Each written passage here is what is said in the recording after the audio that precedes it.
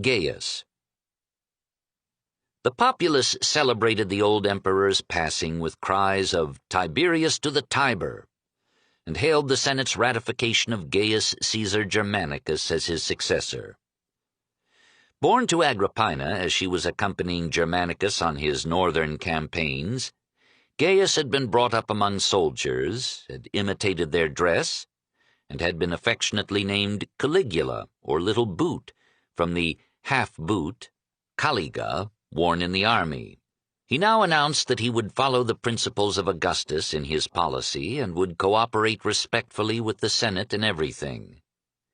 He distributed among the citizens the 90 million sesterces that Livia and Tiberius had bequeathed them, and added a gift of 300 sesterces to each of the 200,000 recipients of state corn. He restored to the comitia the power to choose the magistrates, promised low taxes and rich games, recalled the banished victims of Tiberius, and brought his mother's ashes piously to Rome. He seemed to be in all ways the opposite of his predecessor, prodigal, cheerful, humane. Within 3 months of his accession, the people had sacrificed 160,000 victims to the gods in gratitude for so charming and beneficent a prince. They had forgotten his lineage. His father's mother was the daughter of Antony, his mother's mother was the daughter of Augustus.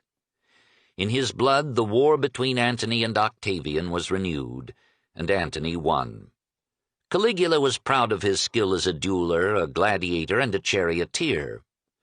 But he was troubled with the falling sickness, and at times was hardly able to walk or collect his thoughts. He hid under the bed when it thundered, and fled in terror from the sight of Etna's flames. He found it hard to sleep, and would wander through his enormous palace at night, crying for the dawn. He was tall, huge, hairy, except for a bald crown. His hollow eyes and temples made him look forbidding, to his delight. He practiced all kinds of fearsome expressions before a mirror. He had received a good schooling, was an eloquent orator, had a keen wit and a sense of humor that knew no scruple and no law. Infatuated with the theater, he subsidized many performers, and himself privately acted and danced. Desiring an audience, he summoned the leaders of the Senate, as if to some vital conference, and then displayed his steps before them. A quiet life of responsible labor might have steadied him, but the poison of power made him mad. Sanity, like government, needs checks and balances. No mortal can be omnipotent and sane. When Caligula's grandmother Antonia gave him some advice, he rebuked her with the remark, "Remember that I have the right to do anything to anybody." In the midst of a banquet, he reminded his guests that he could have them all killed where they reclined. And while embracing his wife or mistress, he would say pleasantly, "Off comes this beautiful head whenever I give the word." Soon, therefore, the young prince who had been so respectful of the Senate began to give it orders and exact an oriental subservience. He let senators kiss his feet in homage, and senators thanked him for the honor. He admired Egypt and its ways, introduced many of these to Rome, and longed to be worshipped, Pharaoh-like, as a god. He made the religion of Isis one of the official cults of the Roman state. He did not forget that his great-grandfather had planned to unite the Mediterranean region under an oriental monarchy. He, too, thought of making his capital at Alexandria, but distrusted the wit of its people. Suetonius describes him as living in habitual incest with all his sisters. It seemed to him an excellent Egyptian custom. Ill, he made his sister Drusilla heir to his throne. When she married, he made her divorce her husband and treated her as his lawful wife. To other desired women he sent letters of divorce in their husbands' names, and invited them to his embraces. There was scarcely one woman of rank whom he did not approach. Amid these and some homosexual amours, he found time for 4 marriages. Attending the wedding of Livia Orestilla and Gaius Piso, he took the bride to his own house, married her, and in a few days divorced her. Hearing that Lallia Paulina was very beautiful, he sent for her, divorced her from her husband, married her, divorced her, and forbade her to have relations with any man thereafter. His fourth wife, Caesonia, was pregnant by her husband when he married her. She was neither young nor fair, but he loved her faithfully. In this imperial frolic, government was an aside, and could usually be left to inferior minds. Caligula ably revised the roster of the business class and promoted its best members to the Senate. But his extravagance soon exhausted the full treasuries left him by Tiberius. He took his baths not in water but in perfumes. On one banquet he spent 10 million sesterces. He built great pleasure barges with colonnades, banquet halls, baths, gardens, fruit trees, and gem-set sterns. He had his engineers span Baiae's Bay with a bridge resting on so many boats that Rome suffered famine for lack of ships to import corn. When the bridge was completed, a great celebration took place, illuminated by floodlights in the modern manner. The people drank merrily, boats overturned, and many were drowned. From the roof of the Basilica Julia he would scatter gold and silver coins among the people below, and watch with glee their fatal scrambling. He was so devoted to the green faction at the races that he gave a charioteer 2 million sesterces. He built a marble stall and an ivory manger for the racehorse Incitatus, invited it to dinner, and proposed to make it consul. To raise funds for his lifelong Saturnalia, Caligula restored the custom of presenting gifts to the emperor. He accepted these in person on his palace terrace from all who came to give. He encouraged citizens to name him heir in their wills.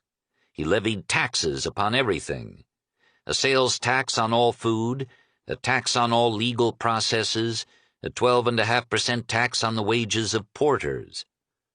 On the earnings of prostitutes, Suetonius avers, he laid a tax of as much as each received for one embrace, and the law provided that those who had ever been prostitutes should remain subject to this tax even after they married.